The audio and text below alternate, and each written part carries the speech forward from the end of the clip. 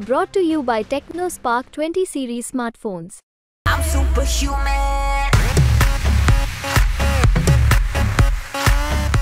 क्या बिहार में 2019 जैसा ही फिर से इतिहास दोहराने वाला है?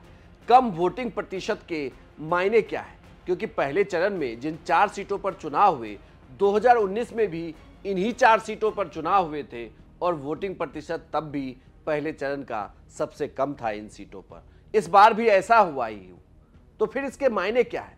क्या यहां पर फिर से वापसी हो रही है एनडीए की या फिर फेरबदल हो जाएगा? नमस्कार, प्रणाम, बिहार तक देख रहे हैं आप। मैं हूं आपके साथ इंद्र मोहन।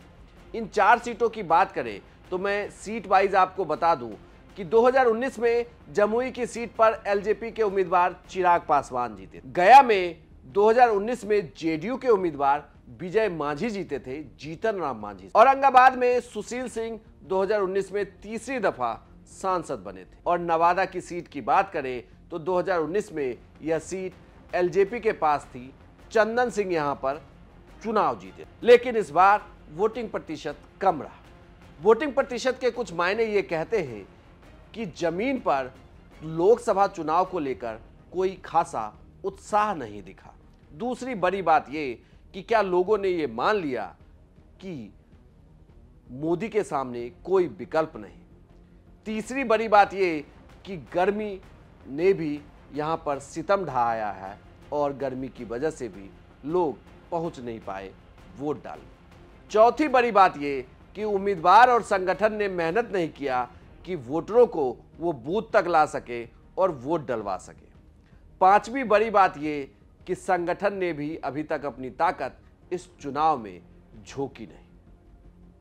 लेकिन इन तमाम बातों से उलट यह बात तो तय है कि कम वोटिंग प्रतिशत से लोग डर जरूर रहे होंगे। यानी वो उम्मीदवार जो चुनावी मैदान में है वो भी आकलन लगा नहीं पा रहे कि जो वोटर निकलकर वोट डालने आया उसने वोट किसे किया। क्या वो पिछली इतिहास को दोहरा रहा है या फिर इतिहास बदलने निकला है? बड़ी बात ये कि इस बार जो वोटर वोट डाल के भी निकले वो भी बहुत वोकल नहीं दिखे। आपको याद होगा कि 2020 में जब विधानसभा चुनाव हुआ था उस वक्त वोटर काफी वोकल था। ऐसा लग रहा था कि बिहार में महागठबंधन की सरकार बन जाएगी। तेजस्वी यादव जीत के काफी करीब भी पहुंचे लेकिन सरकार बन नहीं पाई। एनडीए की वापसी हुई। उस वक्त वोटर लगातार अगर आप उनसे सवाल करते तो आपको खुलकर जवाब देते। लोकसभा चुनाव में ऐसा दिखा नहीं। जमीन पे कभी भी वोटरों ने ये नहीं बताया कि चुनाव जिता किसे रहे। लगातार ये सवाल होता रहा, बल्कि पत्रकारों से भी पूछा हमने। कई पत्रकारों से हर सीट पर जानने की कोशिश की। उन्होंने भी यही कहा कि कम वोटिंग प्रतिशत डरा रहा।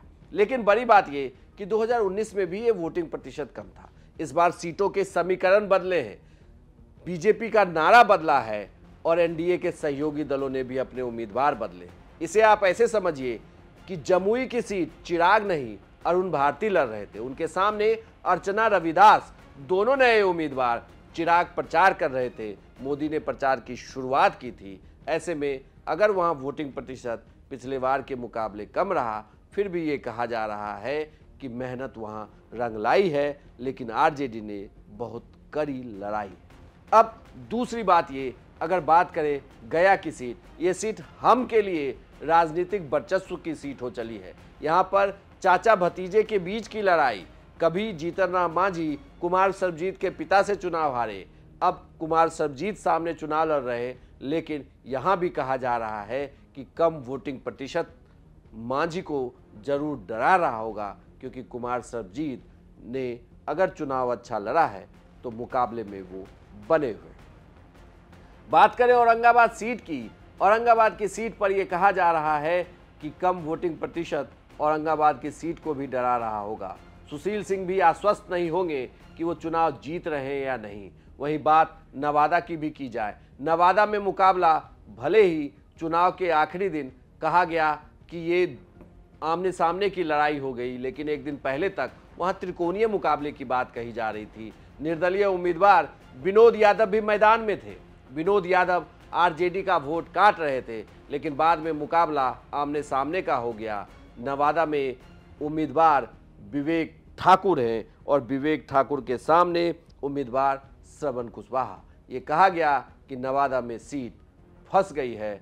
अब देखना ये होगा कि कम वोटिंग प्रतिशत से जो मौजूदा एनडीए के पास ये चारों सीटें थी वो उसे बचा पाती है या यहाँ पर आरजेडी सेंधमारी करती है। क्योंकि अगर यहाँ पर 1 से 2 सीटों को उन्होंने निकाल दिया तो पहले फेज के लिए आप ये मान के चलिए कि आरजेडी ने बढ़त कायम कर ली।